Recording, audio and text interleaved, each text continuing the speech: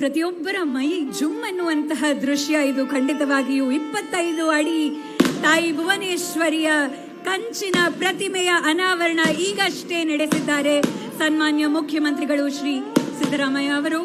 ಪ್ರೇಕ್ಷಕರೇ ಪ್ರಣಾಮಗಳು. ಇದು ನಿಮ್ಮ ವಿಶ್ವ ಪ್ಲಸ್ ಟಿವಿ. ನುಡಿದೇವಿ ಕರ್ನಾಟಕದ ರಾಜರಾಜೇಶ್ವರಿ ತಾಯಿ ಭುವನೇಶ್ವರಿಯ ಪ್ರತಿಮೆ ವಿಧಾನಸೌಧದ ಪ್ರಾಂಗಣದಲ್ಲಿ ಅನಾವರಣ ಮಾಡುವ ಸಂದರ್ಭದಲ್ಲಿ ಮಾಡಿದ ಘೋಷಣೆಯಂತೆ ಮುಖ್ಯಮಂತ್ರಿಗಳು ಕನ್ನಡ ಪರ ಹೋರಾಟಗಾರರ ಮೇಲೆ ಹಾಕಿರುವ ಎಲ್ಲ ಮೊಕದ್ದಮೆಗಳನ್ನು ಹಿಂಪಡೆದುಕೊಂಡು ಅವರನ್ನು ಖುಲಾಸೆ ಮಾಡುವ ನಿರ್ಧಾರ ಮೆಚ್ಚಲೇಬೇಕಾದಂತಹ ಸಂಗತಿ. ಕನ್ನಡ ಪರ ಹೋರಾಟ ಮಾಡದಂತ ಎಲ್ಲ ಕನ್ನಡಿಗರ ಮೇಲೆ ಏನೇನು ಕೇಸ್ಗಳು ಹಾಕಿದ್ದಾರೆ ಆ ಎಲ್ಲ ಕೇಸ್ಗಳನ್ನು ಕೂಡ ವಾಪಸ್ ತಗೋತೀವಿ. ಇಲ್ಲಿ ಒಂದು ಮಾತನ್ನು ಮುಖ್ಯಮಂತ್ರಿಗಳು ತಮ್ಮ ಸ್ಮರಣೆಗೆ ತಂದುಕೊಂಡು ಬರಬೇಕಾಗಿದೆ. ಆ ಸ್ಮರಣೆ ಏನೆಂದರೆ, ಹಿಂದೆಯೂ ಅಧಿಕಾರಕ್ಕೇರುವ ದಾಹದಲ್ಲಿ ಅನೇಕ ಮಂತ್ರಿಗಳು ಮುಖ್ಯಮಂತ್ರಿಗಳು ಇಂಥ ಭರವಸೆ ನೀಡಿದ್ದಾರೆ. ಆದರೆ ಅವರ ಆ ಭರವಸೆ ಈ ತನಕ ಈಡೇರಲೇ ಇಲ್ಲ ಎಂಬುವ ವಿಚಾರ. ಆದರೆ ಮುಖ್ಯಮಂತ್ರಿ ಸಿದ್ದರಾಮಯ್ಯ ಅವರ ಬಗ್ಗೆ ಕನ್ನಡ ಪರ ಹೋರಾಟಗಾರರ ನಂಬಿಕೆ ವಿಭಿನ್ನವಾಗಿದೆ. ತಮ್ಮ ಮೇಲಿಟ್ಟಿರುವ ಆ ನಂಬಿಕೆ ಉಳಿಸಿಕೊಳ್ಳಲು ಕನ್ನಡ ಭುವನೇಶ್ವರಿ ಪ್ರತಿಮೆ ಮುಂದೆ ಘೋಷಣೆ ಮಾಡಿದಂತೆ ಕೂಡಲೇ ಕನ್ನಡ ಪರ ಹೋರಾಟಗಾರರ ಮೇಲಿನ ಎಲ್ಲ ಮೊಕದ್ದಮೆಗಳನ್ನು ಹಿಂತೆಗೆದುಕೊಳ್ಳುವ ಕಾನೂನು ಕ್ರಮ ಕೈಗೊಳ್ಳಬೇಕಾದದ್ದು ಮುಖ್ಯಮಂತ್ರಿಗಳ ಆದ್ಯ ಕರ್ತವ್ಯವಾಗಿ ಬಂದಿದೆ. ಸೊ ನಮ್ಮ ಸರ್ಕಾರ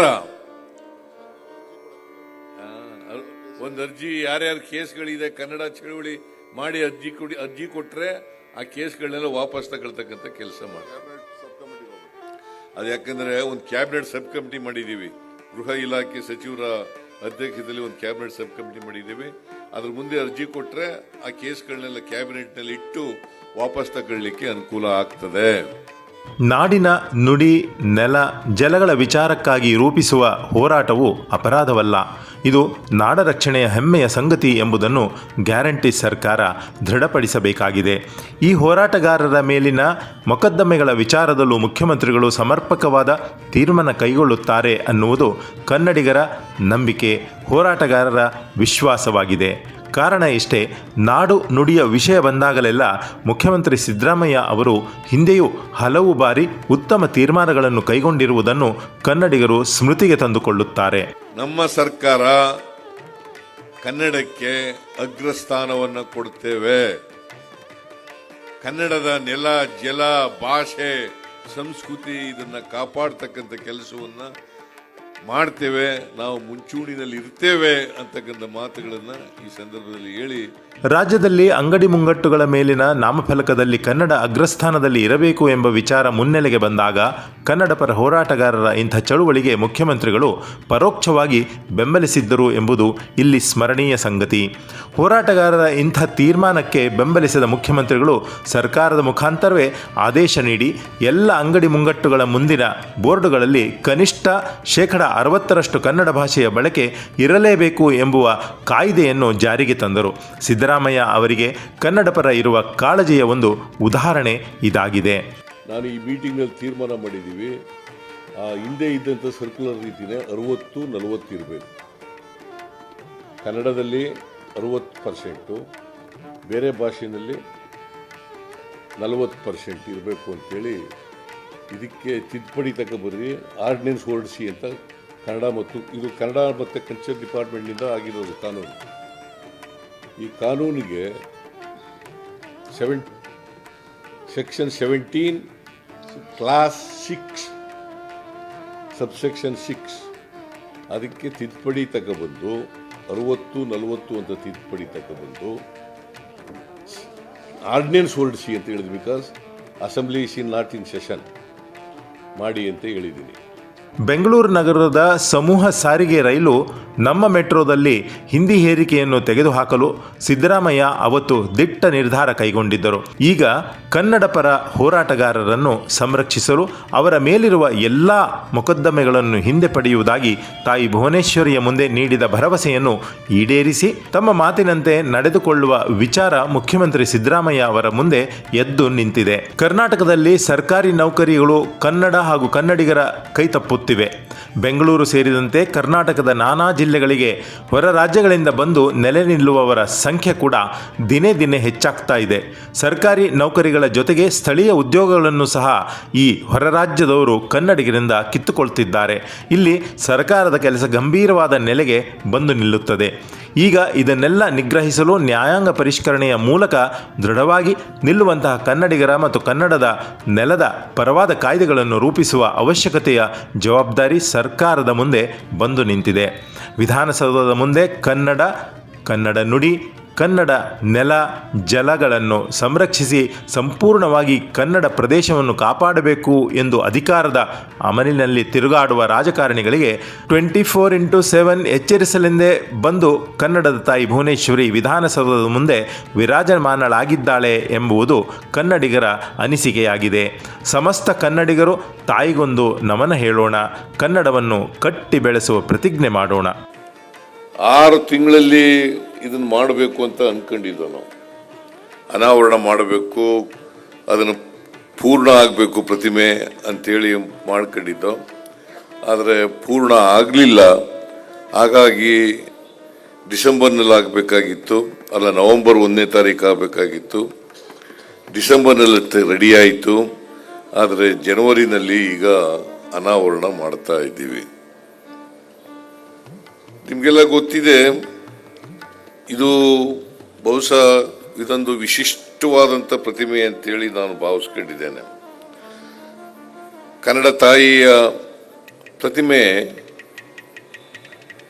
ಬೆಂಗಳೂರಿನಲ್ಲಿ, ಅದರಲ್ಲೂ ವಿಧಾನಸೌಧದಲ್ಲಿ ಯಾವತ್ತೂ ಕೂಡ ಅನಾವರಣ ಆಗಿರಲಿಲ್ಲ, ಸ್ಥಾಪನೆ ಆಗಿರಲಿಲ್ಲ.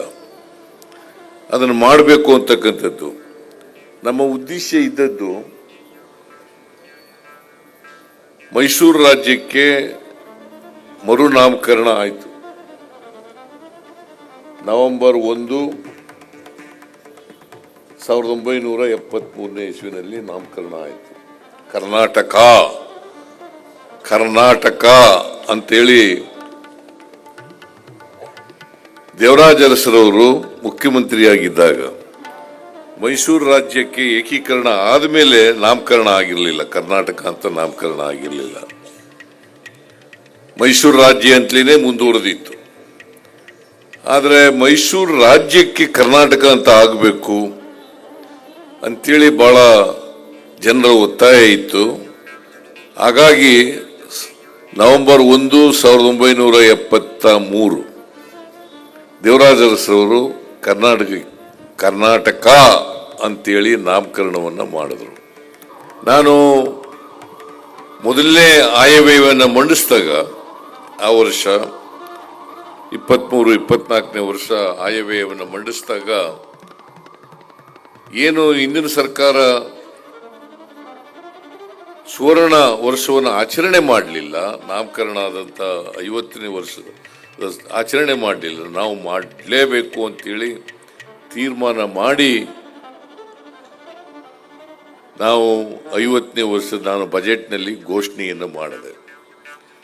ಹಾಗಾಗಿ ಇಡೀ ವರ್ಷ 23-24ನೇ ವರ್ಷ ಇಡೀ ವರ್ಷ ಆಚರಣೆಯನ್ನು ಮಾಡೋದು. ಅದು ಪ್ರಾರಂಭ ಆದದ್ದು ಹಂಪಿನಲ್ಲಿ, ಆಮೇಲೆ ಅದರ ನೆಕ್ಸ್ಟ್ ಡೇ ಗದಗಿನಲ್ಲಿ ನಾವು ಕಾರ್ಯಕ್ರಮವನ್ನು ಮಾಡೋದು. ಕಾರಣ ಯಾಕಪ್ಪ ಅಂತಂದರೆ ಕನ್ನಡದ ಇತಿಹಾಸ, ಕರ್ನಾಟಕದ ಇತಿಹಾಸ, ಸಾಹಿತ್ಯ, ಕಲೆ, ಸಂಸ್ಕೃತಿ ಇವೆಲ್ಲವೂ ಕೂಡ ಜನಗಳಿಗೆ ಗೊತ್ತಾಗಬೇಕಲ್ಲ. ಯಾಕಂತಂದರೆ ಪ್ರತಿಯೊಬ್ಬರಿಗೂ ಕೂಡ ನಮ್ಮ ನಾಡಿನ ಇತಿಹಾಸ ಗೊತ್ತಾಗಬೇಕು, ನಮ್ಮ ಭಾಷೆಯ ಇತಿಹಾಸ ಗೊತ್ತಾಗಬೇಕು, ನಮ್ಮ ಕಲೆಯ ಇತಿಹಾಸ ಗೊತ್ತಾಗಬೇಕು, ನಮ್ಮ ಸಂಸ್ಕೃತಿಯ ಇತಿಹಾಸ ಪ್ರತಿಯೊಬ್ಬರಿಗೂ ಕೂಡ ಗೊತ್ತಾಗಬೇಕು. ಜೊತೆಗೆ ಎಲ್ಲ ಕನ್ನಡಿಗರಿಗೂ ಕೂಡ ನಮ್ಮ ಮಾತೃಭಾಷೆ ಅಂತಕ್ಕಂಥ ಅಭಿಮಾನ ಪ್ರತಿಯೊಬ್ಬರಲ್ಲೂ ಕೂಡ ಮೂಡಬೇಕು, ಬೆಳಿಬೇಕು, ಅದನ್ನು ರಕ್ಷಣೆ ಮಾಡ್ತಕ್ಕಂಥ ಕೆಲಸವನ್ನು ಮಾಡಬೇಕು ಅಂತಕ್ಕಂಥದ್ದು ನಮ್ಮ ಉದ್ದೇಶ. ಅದಕ್ಕೋಸ್ಕರ ಕರ್ನಾಟಕ ಸಂಭ್ರಮ ಅಂತಕ್ಕಂಥ ಹೆಸರಿನಲ್ಲಿ ಇಡೀ ರಾಜ್ಯದಲ್ಲಿ ಕನ್ನಡದ ರಥ ನಾನು ಇಡೀ ರಾಜ್ಯದಲ್ಲಿ ಕನ್ನಡದ ರಥ ಎಲ್ಲ ಜಿಲ್ಲೆಗಳಲ್ಲೂ ಕೂಡ ಪ್ರವಾಸ ಮಾಡಿ ಕನ್ನಡಿಗರಿಗೆ ಕನ್ನಡದ ಬಗ್ಗೆ ಅಭಿಮಾನ ಮೂಡಿಸ್ತಕ್ಕಂಥ ಕೆಲಸವನ್ನ, ಪ್ರೀತಿ ಹುಟ್ಟಿಸ್ತಕ್ಕಂಥ ಕೆಲಸವನ್ನ, ಗೌರವ ಹುಟ್ಟಿಸ್ತಕ್ಕಂಥ ಕೆಲಸವನ್ನ ಮಾಡೋದೋ ಅಂತಕ್ಕಂಥ ಮಾತುಗಳನ್ನ ಈ ಸಂದರ್ಭದಲ್ಲಿ ಹೇಳಲಿಕ್ಕೆ ಬಯಸ್ತಾ ಇದ್ದೇನೆ. ಇವತ್ತು ಈ ನಾಡ ದೇವತೆ ಭುವನೇಶ್ವರಿ ಪ್ರತಿಮೆ ಇದೆಯಲ್ಲ, ಸುಮಾರು 25 ಅಡಿ ಎತ್ತರದ ಕಂಚಿನ ಪ್ರತಿಮೆ, 25 ಅಡಿ ಎತ್ತರದ ಕಂಚಿನ ಪ್ರತಿಮೆ ಬಹಳ ಸುಂದರವಾಗಿ ಬಂದಿದೆ. ಅದನ್ನು ತಯಾರು ಮಾಡಿದಂಥ ಪ್ರತಿಮೆ ತಯಾರು ಮಾಡಿದಂಥವರಿಗೆ ಅವ್ರ ಹೆಸರೇನು? ಶ್ರೀಧರ್. ನಾನು ಇದು 3ನೇ ಮೂರ್ತಿ ಉದ್ಘಾಟನೆ ಮಾಡ್ತಾ ಇರ್ತಕ್ಕಂಥದ್ದು. ಶ್ರೀಧರ್ ಅವರು ಬಹಳ ಅಚ್ಚುಕಟ್ಟಾಗಿ ಮಾಡಿಕೊಟ್ಟಿದ್ದಾರೆ. ಅವರಿಗೆ ನಾನು ಸರ್ಕಾರದ ಪರವಾಗಿ, ಕನ್ನಡ ನಾಡಿನ ಎಲ್ಲ ಜನರ ಪರವಾಗಿ ಅಭಿನಂದನೆಗಳನ್ನು ಸಲ್ಲಿಸಲಿಕ್ಕೆ ಬಯಸ್ತಾ ಇದ್ದೇನೆ. ನಮಸ್ಕಾರ. ನ್ಯೂಸ್ ರಿವ್ಯೂ ವಿಶ್ವ ಪ್ಲಸ್ ಟಿವಿ.